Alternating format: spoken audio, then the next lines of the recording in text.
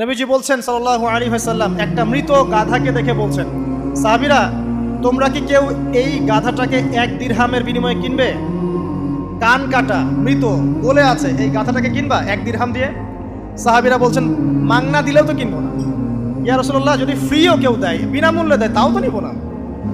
তখন নবী সাল্লাল্লাহু আলাইহি ওয়াসাল্লাম বলছেন, এটাই হচ্ছে আল্লাহর কাছে দুনিয়ার এক্সাম্পল। ওই মৃত গাধা তোমাদের কাছে যতটা না ইম্পর্টেন্ট, যতটুকু মূল্য রাখে, আল্লাহর কাছে এই দুনিয়া তার চেয়েও কম মূল্য রাখে।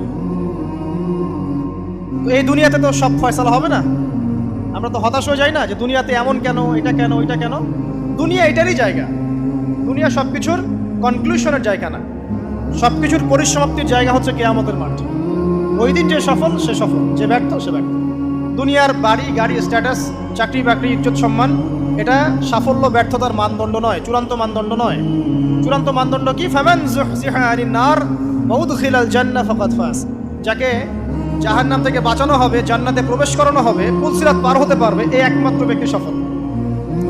সাফল্যের সংজ্ঞাটা জেনে রাখবেন, তাহলে আপনি দুনিয়াতে হতাশ হবেন না ইনশাআল্লাহ।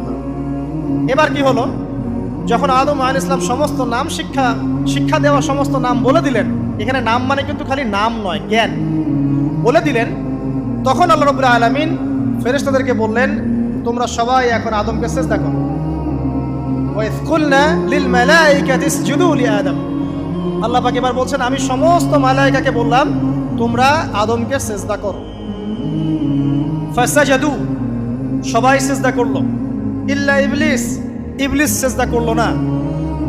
কেন করলে না? ইবলিসকে বলা হচ্ছে, ইয়া ইবলিস মা মানাকা আল্লা তাসজুদা ইয আমারতুক, তোমাকে কে নিষেধ করলো